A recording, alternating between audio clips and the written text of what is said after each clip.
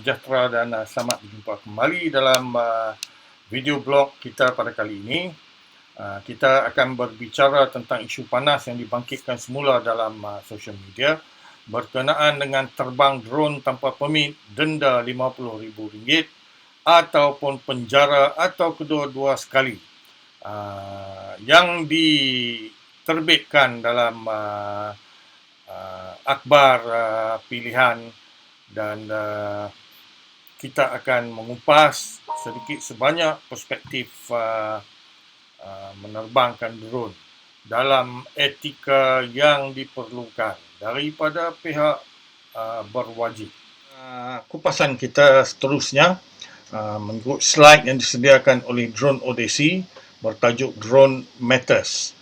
Dan kalau kita lihat pada slide ini menyatakan keratan akhbar pilihan, iaitu utusan Malaysia yang menyatakan terbang drone tanpa permit, denda RM50,000, penjara. Statement dikeluarkan oleh Komander PGU daripada PDRM Bukit Aman. So, kalau kita lihat perspektif seterusnya dikatakan di Petaling Jaya 13 Oktober 2021, statement daripada utusan Malaysia atau penulisan daripada utusan Malaysia menyatakan kegairahan menerbangkan drone atau kenderaan udara tanpa pemandu UAV tanpa mendapatkan kebenaran pihak berkuasa, iaitu Penerbangan Awam Malaysia atau lebih dikenali sebagai CAAM, Civil Aviation Authority of Malaysia, dibimbangi mengancam keselamatan dan ketenteraman awam. Malah tindakan tidak bertanggungjawab itu juga dikuatiri boleh menyebabkan pencerobohan hak peribadi seseorang apabila drone itu dengan mudah boleh disalahguna untuk tujuan mengintip dan merakam imej seperti video dan gambar di kawasan dianggap persendirian. Mengakui perkara tersebut, Komander Pasukan Gerakan Udara PGU Bukit Aman Datuk DCP Datuk Muhammad Hishamuddin Taha memberitahu utusan Malaysia penggunaan drone secara berleluasa dan tidak mengikut peraturan juga boleh menyebabkan berlakunya kemalangan, bencana dan pencerobohan di kawasan persendirian dan tempat larangan. Bagaimanapun, kata beliau, penguatkuasaan undang-undang dan peraturan mengenai pengoperasian UAV adalah di bawah bidang kuasa CAAM, Civil Aviation Authority of Malaysia. Jadi, penguatkuasaan undang-undang, kalau kita lihat sini, penguatkuasaan undang-undang berkaitan drone adalah pertujuan untuk mengawal penerbangan drone agar drone itu selamat dan tidak disalahguna sehingga mendatangkan ancaman dan ketenteraman awam serta melanggar undang-undang semasa, katanya. Jadi bacaan lanjut di keratan akhbar terbitan utusan Malaysia. Kita akan melihat pula daripada sudut peribadi ataupun pemilik drone, apakah perspektif pemikiran ataupun perspektif pendirian diorang semasa. Perspektif pendirian setengah pemilik drone. Jadi kalau kita lihat di sini, dah berulang kali dah kita duduk memperingati pemilik-pemilik drone ataupun kita kata drone pilot dalam grup-grup tertentu dalam sosial media ni. Kenalah sedikit bertanggungjawab bila kita menerbangkan drone. Sama ada daripada perspektif komersial ataupun perspektif hobi. Kalau dalam aspek perspektif komersial, pertama sekali drone yang melebihi daripada keberatan yang ditentukan oleh pihak CAAM, mestilah kita sama ada mendaftar dengan pihak CAAM ataupun kita membuat permohonan sebelum kita membuat sebarang penerbangan. Jadi pendekatan sebenarnya kita perlu membayar fee yang ditetapkan oleh CAAM iaitu sebanyak RM250 untuk 3 bulan, yakni RM1,000 untuk setahun. Dan 14 hari sebelum kita terbangkan drone kita ni, kita mestilah membuat permohonan yang mana borang permohonan tersebut boleh kita dapatkan daripada portal rasmi CAAM, Civil Aviation Authority of Malaysia, dan kita boleh mengisi borang-borang tersebut. Banyaklah detail yang diperlukan bila nak terbang, di mana kawasan yang nak diterbangkan, jam berapa, kemudian kita kena buat geofencing punya plan. Kita juga kena buat risk assessment, dan kita juga kena memberi data peribadi kita, nama, nombor telefon, email dan sebagainya. Jadi yang ni kalau kita nak fly 14 hari sebelum kita nak fly, kita kena buat submission kepada CAAM. Dan dengan membayar RM250 untuk 3 bulan ini, tidak bermakna bahawasanya kita boleh fly walaupun kita submit. Andai kata tidak diluluskan permohonan tersebut, maka masih lagi kita tidak boleh fly. Dan untuk hobbies ni banyak kali dah yang kita terangkan, ada SOP, guideline dia. Tak boleh terbang dalam kawasan-kawasan larangan seperti Istana Negara ataupun dalam KLCC contohnya. Sebenarnya dalam kawasan Kuala Lumpur tidak dibenarkan apa-apa penerbangan UAV ataupun drone. Di Malaysia, CAAM tidak benarkan penerbangan drone di waktu malam. Tak boleh ya tuan-tuan dan puan-puan, kita tak boleh fly sewaktu malam. Tapi masih ramai yang kita lihat individu-individu yang masih melanggar peraturan ini. Kadang-kadang segelintir daripada diorang ini akan membawa atau menyebabkan kesusahan kepada semua drone pilot. Dan kategori-kategori drone mengikut CAAM juga dinyatakan, dan kita akan melihat kupasan daripada sudut keperluan CAAM atau Civil Aviation Authority of Malaysia. Perundangan ataupun SOP daripada perspektif CAAM, Civil Aviation Authority of Malaysia. Slide ini disediakan oleh Drone Laws in Malaysia daripada Drone Academy Asia. Jadi tujuan video serta presentation ini dibentangkan adalah untuk kita memberi penjelasan yang lebih tepat kepada semua pengguna-pengguna drone di Malaysia, terutama kepada drone hobbyist. Kenalah ada sedikit sifat bertanggungjawab dan mematuhi undang-undang agar tidak terlibat dengan masalah undang-undang ketika menerbangkan drone anda.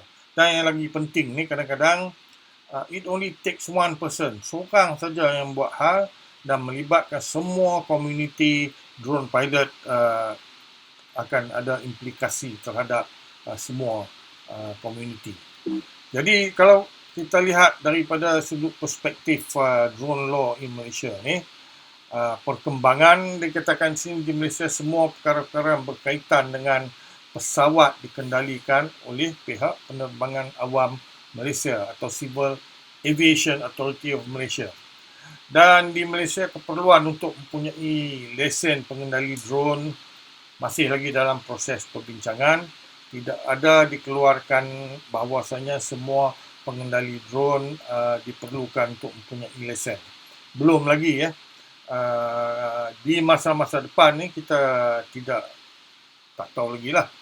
Dan namun kita perlu mendapatkan permit untuk mengendali drone yang mesti dimohon dari pihak CAAM. Dan dikata ni CAAM, Civil Aviation Authority of Malaysia ni, membahagikan drone atau sistem pesawat tanpa pemandu kepada 3 kategori. Pertama sekali dikatakan sistem pesawat tanpa pemandu kecil. Yang ini drone, toy drone yang kita tengok beli kat anak-anak di rumah RM80 dan sebagainya, tidak mempunyai sebarang kamera untuk mengambil fotograf ataupun video. Yang kedua dikatakan pesawat pengawasan kecil tanpa pemandu. Beza dia di sini pengawasan tu. Jadi bila disebut pengawasan kecil, dia ada kamera, dia yang boleh mengambil foto dan juga video. Yang ketiga, sistem pesawat tanpa pemandu lebih daripada 20 kg.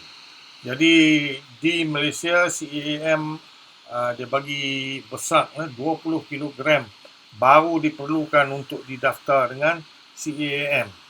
Dan kita lihat lagi di sini pesawat kecil tanpa pemandu yang dilengkapi untuk mengambil segala bentuk pengawasan atau pemerolehan data dengan seberapa luas. So definisi ini dia meliputi atau merangkumi drone dengan kamera di bawah kategori ini. Adalah perlu memohon izin sekiranya anda memenuhi syarat ini. Namun dia ada review daripada peraturan daripada CAAM yang kita akan sentuh selepas slide ini. Namun selain daripada CAAM untuk kita mohon kebenaran untuk fly, ada satu lagi jabatan ataupun agensi kerajaan yang perlu kita mohon kebenaran untuk fly, yang mana sekali kita fly kena bayar RM50 sebab nak ambil gambar atau video. Yang ni daripada JUPAM, Jabatan Perpetaan Negara ni. Saya pun tak berapa arif lah kenapa dia orang nak minta RM50 bila kita fly ambil gambar. Kita bukan buat peta topografi untuk Malaysia. Yang keduanya, kalau ada di antara kita yang naik pesawat, aircraft, terbang dari satu tempat ke satu tempat dalam airspace Malaysia ni, dan kita ambil gambar melalui tingkap kapal terbang ni, nak kena bayar RM50 juga ke? So yang ni perspektif satu persoalan bagi aspek takkan kita nak dapat duit ni semua, apa yang rakyat buat semua kita minta. Dan dikatakan sini, pertama, anda menggunakan drone anda untuk tujuan kerja udara seperti pemetaan, ukur, pemeriksaan atau penyemburan tanaman. Yang ni kena dapatkan, dikatakan di sini, kelulusan untuk terbang. Yang kedua, berat drone anda berat lebih daripada 20 kilo. Tanpa bahan bakar dalam perkara ini, anda juga perlu mendaftar drone anda dan anda mesti mempunyai lesen juru terbang persendirian atau lesen juru terbang komersial lah, senang dikatakan di sini, Commercial Pilot License, CPL. Kalau bagi saya lah, nak bawa drone 20 kilo ni nak kena ambil lesen CPL. Baik terus masuk MAS atau Asia, boleh bawa aircraft besar terus. Yang ni lagi cantik. Dan yang ketiga, anda bercadang untuk terbang di kawasan terhad yang akan kita bincangkan sekejap lagi. Jadi, restricted airspace ni kalau kita nak terbang kena dapat kelulusan daripada pihak berwajib. Dan kita tengok di sini, tanpa kebenaran dari Ketua Pengarah CAAM, tiada drone boleh diterbangkan dalam ruang udara kelas A, B, C atau G. Yang ni kita boleh Google lah. Kelas udara A apa dia, kelas udara B ni apa dia, C atau G. Okay? Dalam zon traffic aerodrome. Yang ni bagi saya lah, kalau kata ada drone pilot sama ada hobbyist ataupun whatever lah. Kalau terbang dalam kawasan traffic aerodrome, dalam kawasan orang katakan dia kata lapangan terbang ni memang tongkoi besar. Had terbang kita ni 400 feet. Dan bila kapal terbang nak naik turun, masa tu lah kita terbang juga drone. Ini elok lah kalau kena denda RM50,000, saya setuju sangat. Membahayakan nyawa dalam passenger dalam aircraft tu. Dan seperti yang saya sebut tadi, kita tidak boleh terbang lebih daripada 400 kaki. Ada juga yang kita tengok drone pilot hobbyist ni yang champion sangat ni, terbang sampai ke 1000 kaki pun ada. So perspektif kadang-kadang mereka yang macam ni lah yang membawa kesusahan kepada komuniti drone pilot yang lain. So dia kata oleh kerana kawasan udara yang disebutkan di atas hanya terdapat dekat lapangan terbang di ketinggian rendah, pengendali drone tidak boleh menerbangkan drone mereka dalam jarak 5 km dari mana-mana lapangan terbang. Ada yang definisi dikatakan 3 km, tapi lebih baiklah jangan terbang langsung. Kalau dah kita tengok ada zone yang menyatakan no fly zone, tambah-tambah dekat dengan aerodrome ni ataupun lapangan terbang, yang tu kalau buat juga tanggung sendirilah. Yang ni yang boleh kena sampai RM50,000 atau dipenjarakan. Dan kita lihat lagi dari aspek seterusnya, dikata ni larangan tempat-tempat terbang, tempat-tempat lain di mana tidak disyorkan pengendali drone adalah lokasi di mana perkhidmatan kecemasan bila berlaku aksiden dan sebagainya. Masa itulah gatai pungkok nak drone, nak pergi ambil gambar dan sebagainya tak dibenarkan. Kawasan-kawasan seperti hospital, stesen bomba, tempat-tempat di mana personel kecemasan bekerja. Contoh, masa kita ada PKP baru ni, semua roadblock polis, ada dia punya kemah polis dan sebagainya, tidak boleh kita gatai-gatai pergi terbang nak ambil gambar dan sebagainya. Okey. Kalau kawasan yang berlaku jenayah, kereta polis ada di situ dan pelbagainya, ataupun dengan kemalangan, tak boleh drone.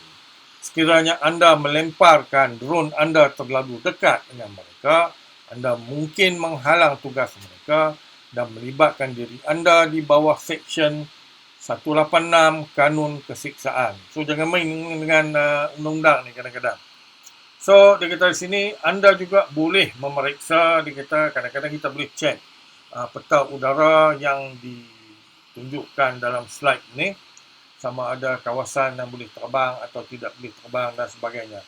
Namun drone DJI ni, kebanyakannya dia ada dah dalam perspektif kalau kawasan yang tidak dibenarkan terbang, dia akan bagi tahu awal lagi, tidak boleh terbang. Tapi kalau nak juga, ketegak juga, gatai pungkok juga kita di sini, mohonlah kebenaran. Kadang-kadang dapat juga kebenaran, 5 minit saja boleh naik terbang dan turun semula. Atau mengikut nasib masing-masing. Tapi bagi saya, let's be safe. Kita jangan menyusahkan mereka yang lain. Tak payahlah kita nak terbang dalam kawasan larangan. Tambahan sini, kita pesawat pengawasan tanpa pengendali kecil yang bermaksud sebarang drone dengan kamera mempunyai sekatan ruang udara tambahan tanpa izin, mereka tidak boleh diterbangkan. Contoh, 150 meter dari mana-mana kawasan yang digunakan untuk tujuan kediaman. Tak boleh terbang dalam residential area. Kadang-kadang orang kata kita ni duk pergi spy rumah orang dan sebagainya. Kediaman tak boleh. Commercial area pun tak boleh. Industrial area tak boleh. Recreational area lagi tak boleh sebab ada manusia di bawah. Kalau drone kecil ni tak apa lagi. Kalau jatuh naik atas kepala orang ni, kalau drone besar ni, kalau 20 kilo atau 7 kilo, cuba bayangkan, jatuh naik atas kepala orang, terimalah akibatnya. Satu lagi, kadang-kadang kita terbang, lost control, kapal terbang tersebut pun tak return to home, terjun naik atas kereta. Jawablah. Sebab tu elakkan terbang dalam kawasan jalan raya ataupun highway, lebuh raya. 150 meter sebarang perhimpunan di tempat terbuka. Lebih daripada 1,000 orang. Kalau nak terbang, biarlah 200 meter. Sekarang ni boleh duduk jauh sebab aircraft DJI yang baru ni, contoh seperti Mini 2 dan sebagainya, dia ada zoom capability. Jadi, jangan duduk dekat sangat. Ada juga saya tengok drone pilot yang di sebelah Sabah Sarawak ni, dia boleh fly into the sea, terbang dalam laut, berdekatan nak ambil gambar kapal. So, sebenarnya tak boleh. Sebab yang ni private, kita sini. 50 meter dari mana-mana kapal, kenderaan atau struktur yang tidak di bawah pengawasan orang yang mengendali drone. Jadi dia kata sini kita tak boleh pergi tempat-tempat macam ni. Dalam 50 meter dari manusia pun tak boleh. Dia kata sini. Kalau kita nak land drone kita ni, kita 30 meter sekurang-kurangnya daripada manusia, terdapat manusia. 30 meter ni kalau kita convert dalam kaki, lebih kurang dalam 100 kaki. 30 times 3 lebih kurang. Kita darab dengan 3, kita akan dapat 90 kaki. 100 lah senang, 100 kaki. Dan dia kata sini, walaupun anda bebas untuk menerbangkan drone anda, sekarang ni di Malaysia ni tak berapa bebas dah. Ini tidak berarti anda boleh menerbangkan ikut suka hati. Peraturan mesti dipatuhi. Jadi hal ini menjadi satu masalah yang cukup besar. Juruterbang harus mengekalkan hubungan visual. Dia panggil Visual Line of Sight, VLOS. Makna kata bila terbang, kita boleh mampu nampak drone tu dengan mata kita. Bukan nak pakai topong atau nak pakai kita punya handphone masa kita terbang ataupun tab. No, dengan mata kita drone tu mesti nampak. Kalau tak nampak, dah kira out of context dah. Dia kata di sini. Ini makna anda mesti mampu melihat drone anda dan ke mana ia bergerak sehingga anda dapat memastikan kawasan sekeliling drone anda selamat dan bebas daripada halangan. Bukan halangan sebenarnya. Bebas daripada kecelakaan. Takut drone tu junam terjun jatuh. Kalau jatuh dalam laut, kalau jatuh dalam tasik, tu tanggung sendirilah. Beribu duit akan terjun sekali, kan? Jadi dikatakan di sini perlu juga kita kena tahu apakah syarat-syarat SOP yang orang kata tentukan oleh CAAM. Drone mesti dalam keadaan yang baik, okey. Dia kata fit to fly. Satu perspektif lagi, keadaan cuaca yang cerah, bukan dalam keadaan nak hujan dan sebagainya. Dan angin kalau kencang sangat pun tak dinasihatkan untuk kita fly. Dan yang latest sekali baru ni dalam grup drone pun ada tunjuk, musuh drone ni sebenarnya burung lang. Burung ni tak boleh tengok drone, tak tahu pasal apa, mungkin dia punya sumpahan dia. Yang ni slide yang kita buat satu masa dulu untuk bagi pencerahan. Jadi setakat ni, namun dia katakan di sini ada penambahan dah, dia kata di sini. Jadi kalau boleh kita boleh surf pergi ataupun kita boleh surf dalam internet, kita pergi drone loss in Malaysia. Dia kata ni perspektif dia punya pautan kita akan bagi towards the end. Yang ni update penambahan yang dia ada di sini. Dia katakan di sini kalau kita pergi kepada drone loss in Malaysia ni, dia dah ada dah dia punya table of content. Jadi kita boleh lihat di sini agency responsible, undang-undang UAS, banyak yang saya dah terang tadi. Yang kita nak tengok sangat ni, nombor 3 ni, notes for recreational drone pilot flying for fun in Malaysia. Yang ni yang impact. Banyak orang tanya, saya baru beli Mini 2, saya baru beli Mavic Air 1 ataupun Mavic Air 2 atau Mavic Air 2S ni dah besar dah. Mini 2 atau Mavic Mini ni dia bawah daripada 250 gram. Jadi dah beli 2000 lebih, tiba-tiba pong tak boleh terbang. Sebab tu saya kata ikat dalam kain, terbang dalam kain. Ini paling senang.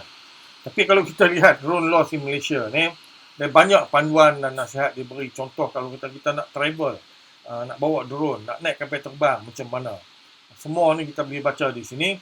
Jadi saya nasihat pergilah ke surf lah dalam web page Drone Loss in Malaysia ni supaya kita boleh tahu dengan lebih lanjut lagi. Yang ni dia update dari masa ke semasa perubahan peningkatan SOP dalam kita nak menerbangkan drone. So kita lihat di sini, dia kata di sini recreational drone use does not require a drone permit. Jadi kalau kata kita ada drone yang untuk kita guna sebagai hobbyis dan 250 gram ke bawah, tak payah nak kena ada permit. Dia kata tak perlu kita mendapatkan authorization kalau kita nak terbangkan drone yang kecil ni. However, you must ensure that you can maintain direct and unaided visual contact. Yang ni yang saya sentuh tadi. Kita mesti tentukan drone tersebut kita nampak dengan mata kita dan tidak berbantukan alat-alat bantuan seperti handphone ataupun tab yang kita connect dengan drone controller. Kita akan kata, saya nampak dekat handphone ataupun drone controller, tapi di atas udara drone tu dah tak nampak dah. Contoh kalau saya ambil Mini 2 ni, dia boleh pergi sampai 10 km. Yang nak pergi terbang sampai 10 km ni nak pergi cari apa? Dekat-dekat sudahlah kalau nak ambil gambar tempat-tempat yang kita rasa cantik dan sebagainya. Dia kata di sini, kalau kita nak terbang lah, orang kata dekat dengan aerodrome ataupun di ketinggian lebih daripada 400 kaki, kita kena dapatkan kebenaran daripada Director General of CAAM, Ketua Pengarah Civil Aviation Authority of Malaysia. Yang nak naik lebih pada 400 ni nak buat apa? Ada jugalah drone pilot ni yang penat sampai 1000 kaki nak tengok awan dan sebagainya. Tapi membahayakan, dia katakan di sini, pesawat kapal terbang. Jadi eloklah, dia katakan sini, kalau sebolehnya jangan terbang 5 kilometer dalam kawasan lapangan terbang ni elakkan. Dan kalau sebolehnya dia kata jangan terbang melebihi 400 kaki. Set kita punya height bila nak terbang ni 120 kaki pun dah cukup dah. Ataupun naiklah 200 atau tegak juga naik 300, tapi janganlah bila you dah naik sampai 400 you ada tendensi akan pergi lebih daripada 400 kaki.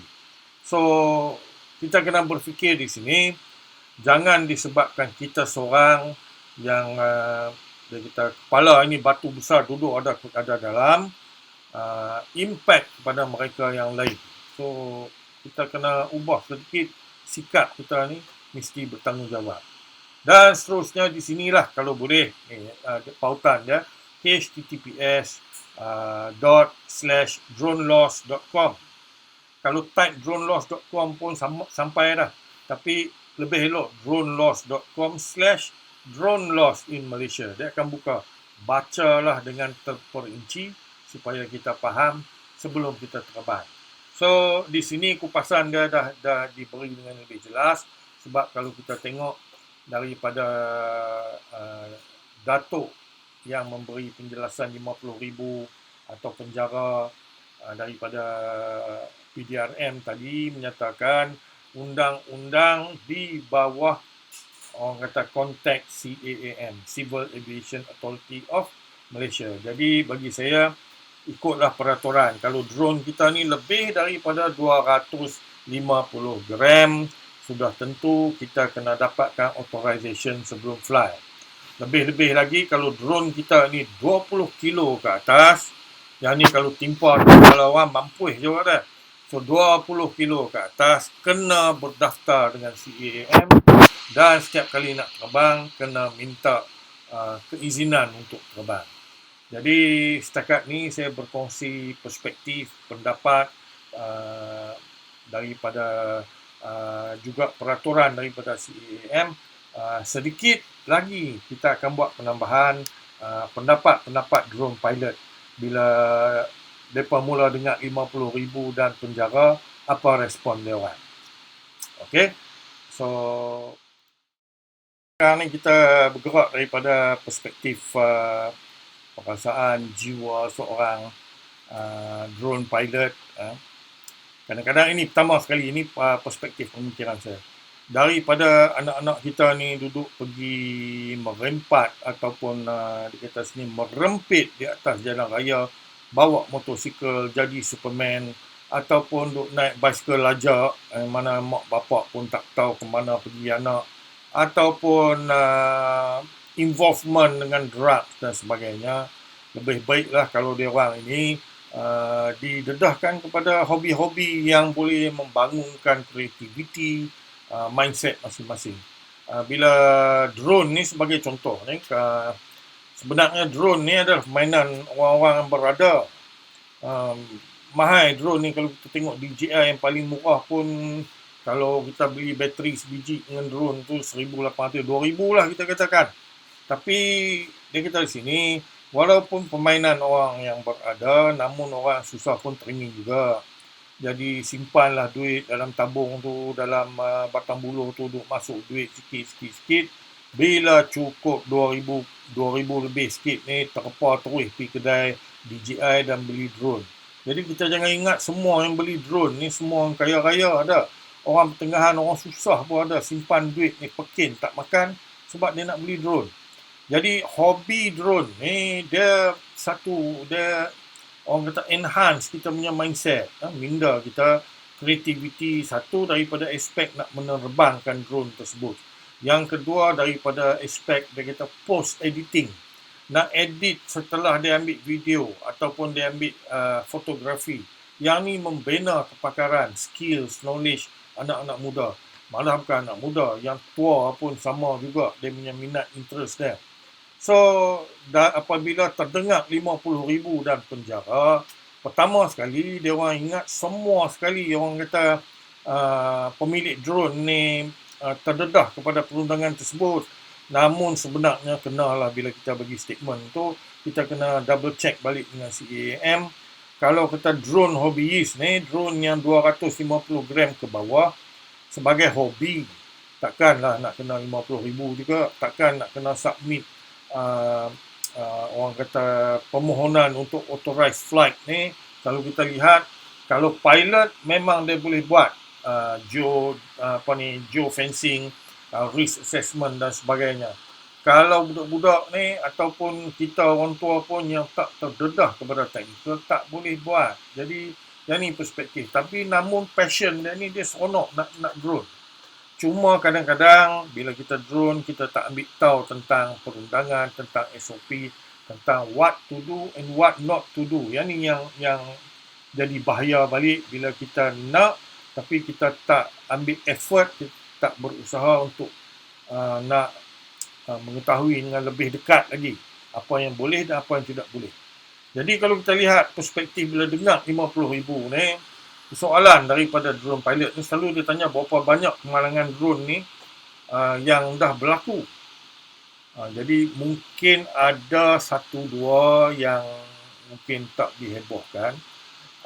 Tapi yang saya ingat ada satu drone pilot ni yang terbang ke kawasan restricted area, kawasan larangan di Gombah, di fly over military base dan didenda sebanyak RM1,000 di mahkamah. Itu pun bukan di bawah perundangan CAAM yang mengatakan 50,000. Nasib baik tu. Jadi sebab tu di kita sini kita kenalah ada sikap kebertanggungjawabaan bila nak fly. Ada juga mempersoalkan kalau dah tak boleh nak drone kenapa kerajaan masih lagi membenarkan penjualan drone berleluasa dalam negara ni? Di mana logiknya? Saya rasa kerajaan kita ni taklah zalim sangat. Cuma strict tu ada. Zalim tu tak ada. Sebab dia masih, AAM ni masih lagi bagi ruang kepada drone hobbyist. Setahu saya tahun sudah bila kita buat banyak interaction dengan CAAM, pihak CAAM menyatakan CAAM dalam proses untuk mengeluarkan satu SOP, satu guideline untuk drone hobbyist dalam third quarter of 2021. Jadi kita di sini dalam third quarter, quarter ketiga 2021. Tapi setakat ni kita tak dengar lagi lah apakah guideline baru, SOP baru untuk drone hobbyist. Cuma update dia tadi saya dah sentuh daripada drone loss in Malaysia tu. Dan ada juga menyatakan kalau nak bagi jual juga drone sepatutnya perlesenan diimplementasikan semasa pembelian, macam nak ambil lesen kereta. Namun kita kena ingat CAAM tak perlu kita ada lesen untuk fly kecuali drone kita 20 kilo ke atas. Lebih baik kalau yang menjual drone ini, number one, dia bagi training. Number two, dia akan orang kata menerapkan atau bagi pengetahuan yang sebaik-baiknya. Yang mana boleh, yang mana tidak boleh. Yang ni penting. Dia kena ada awareness sebelum nak beli. Sebab bila dia beli, kalau tidak ada training, kalau tidak ada kita kata pencerahan, apa yang boleh, apa yang tak boleh. Yang ni masalah dia. Dia terbang ikut suka dia. Tengah malam dia terbang, rumah orang dia terbang. So yang ni tak boleh. Jadi perspektif mungkin pihak berwajib, pihak CAAM, pihak kerajaan atau juga pihak PDRM ni boleh melihat sudut ni untuk mengeluarkan satu aspek ketentuan yang menepati keperluan. Dan ada juga yang mengatakan dah beli drone dah. Kalau kata dia beli Mavic Mini 1,800 atau Mini tu 2,000 lebih ni, setengah tu dah nak mula jual. Jadi dia kata yang dah beli drone ni sampai ke RM5,000, RM6,000, dia kata eloklah sangkut dalam kain atau terbang dalam kain saja sebab tak boleh terbang dekat luar. Jadi kadang-kadang di sini bagi pendapat saya lah pihak CAAM ni kalau boleh keluarkan SOP guideline untuk drone hobbyist. Kalau nak terbang yang mana kena daftar bayar RM250 3 bulan sekali ataupun RM1,000 setahun. Mungkin pihak CAAM boleh review balik. Kalau dekat USD ni dia cuma charge $5 untuk setahun. Tapi kita ni okeylah RM100 untuk setahun atau RM250 tu untuk setahun bagi saya masih lagi boleh diterima. Okay? Tapi kalau RM1,000 setahun, pengsan tu boleh beli sebiji lagi drone. Okay? Dan kadang-kadang drone hobbyist ni dia bukan ada perancangan. Kadang-kadang dia, contoh dia pergi makan angin ke Pulau Tioman katakan. Dia masuk drone dalam beg dia sebab 250 gram and below drone kecil.